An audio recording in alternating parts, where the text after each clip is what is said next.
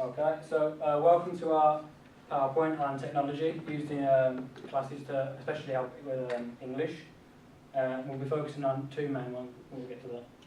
So, as a quick starter, in your little pairs that you're in, or if I don't think out of three, can you think of when you've used technology within a lesson?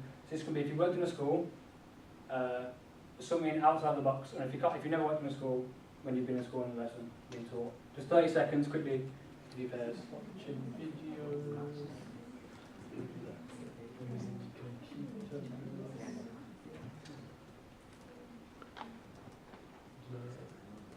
Listening to music.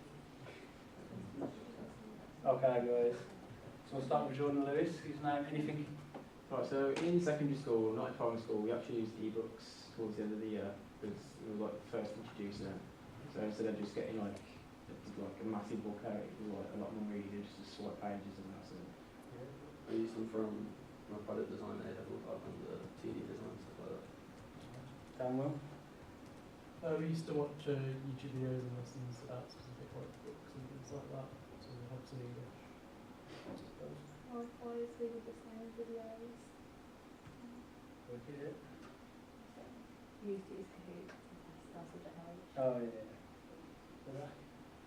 Just take pictures of extensions. Lovely, thank you guys. So what we'll cover our main two is iPads and interactive whiteboards. Educational technology is the study and ethical practice of facilitating learning and improving performance by creating, using and managing appropriate technological resources. By 2005, more than 50% of schools included laptops in their technology budget, and more than 90% had access to the internet. However, by 2009, 97% of classrooms had one or more computers, and by 2011, schools had included tablets for their teachers and students in their technology budget, and schools now spend $900 million a year on technological resources. It can be argued that due to the rapid advance in the use of technology in schools, the role of the teacher has changed to a facilitator and supporter. Students now collaborate and use apps tools that suit their learning style. This enables the teacher to be more proactive about providing individual help without having to worry about hindering other students that are ahead in the learning process. How is technology effective? Technology can be seen as effective as when it's integrated into the curriculum. It can revolutionize learning processes. Many studies illustrate that technology integration in the curriculum improves students' learning process and outcomes. Teachers who can recognize computers as problem-solving tools change the way they teach. They move from a behavioral approach to a more constructivist approach. This form of teaching allows more teacher-student communication, therefore allowing students to be more engaged in lessons. So there's some limitations of technology as well. So obviously physical problems such as eye health, but more literacy based. The guide in 2009 said that teachers become too dependent on technology and create less student-oriented lessons. And BBC 2015 created an article called Copy and Paste. It sort of said that students now look for the easy option when they're researching, go straight to the computer, copy and paste, instead of being creative or exploring books and things like that. This is a video clip on a kid. Sadly, the video clip doesn't actually work, there's no sound. But basically, it was a mum and a son, and the kid's about 4 years old. And the mom's trying to get this kid to read a book, but he's too contrary on his phone. So it just sort of makes a quick summary of 21st century technology, but Ismail going to talk a bit more about it now. Well, from watching the video clip it's evident that the young child is more intrigued in his phone than the story being read. Many students in the UK also show a lack of interest in their literature. The proportion of toddlers being read daily has dropped by a fifth over the last 5 years. According to studies, 51% of preschoolers are read to every day. These studies raise a question as to why children are no longer being read to by their parents or carers. It can be argued that because of this, many parents and carers haven't got as much as time to look after their children as previous generations did, and so they were distracted by giving them technology. A survey conducted in 2018 illustrated that 12.2 million households in the UK had all members of the age of 16 in employment, and this is 130,000 more than the previous year. This shows that parents or carers may not have as much time to read to their children. So when a child misbehaves, the parent may remove the technology and child is trying to read or study instead. This attaches a stigma to reading, as children will view it as a punishment for misbehaving.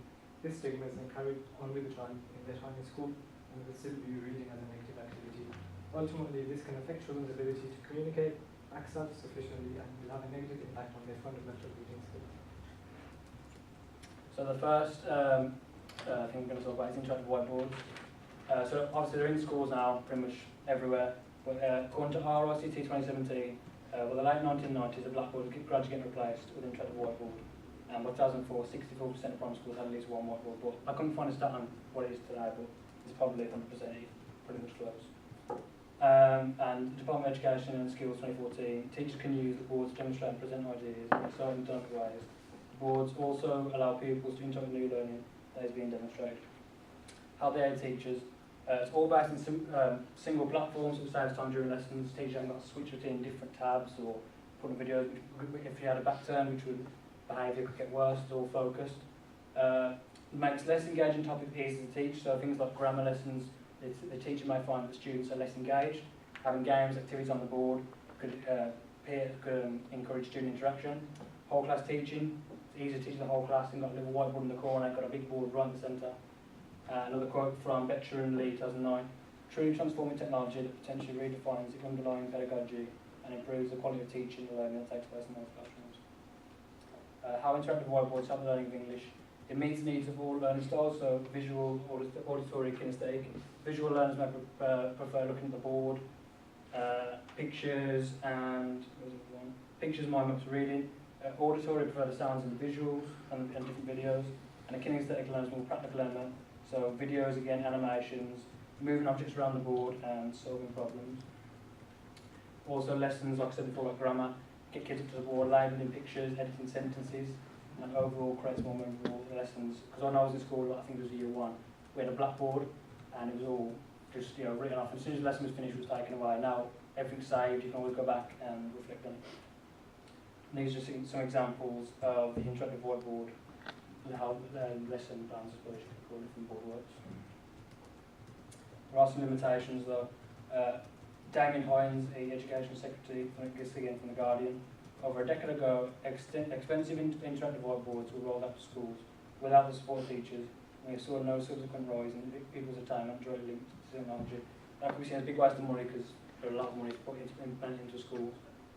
And also things that could affect handwriting, because if you're on a whiteboard, it's not as much time spending core English skills and handwriting stuff. iPads. The iPad is the most successful tablet computer in today's marketplace and has received a great deal of attention for its potential as a resource for education. The iPad is very different compared to the traditional computers or laptops. Young children are now able to interact with the iPad's touchscreen interface as it's more accessible. In the case regarding the adoption and use of iPad in primary school conducted by Henderson and Yao, it was found that the web browsing function was the most common feature amongst students. Students are able to use the Apple Pages to know what they research, and they can also attach this to the projector and share key information with the rest of the class. This is something that would rarely occur before the implementation of iPads due to the difficulty in showing a whole class on one screen. Rain argued that the iPad is becoming an indispensable tool for English learners. Students can record themselves speaking and then listen back to assess their own performances.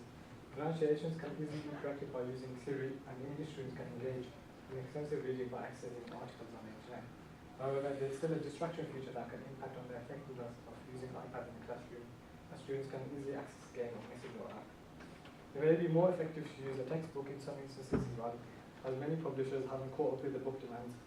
For many young students, especially those who have never experienced iPad book technology, the options on the iPad can be overwhelming and ultimately lead to children grasping the features rather than the task set. Thank you very much.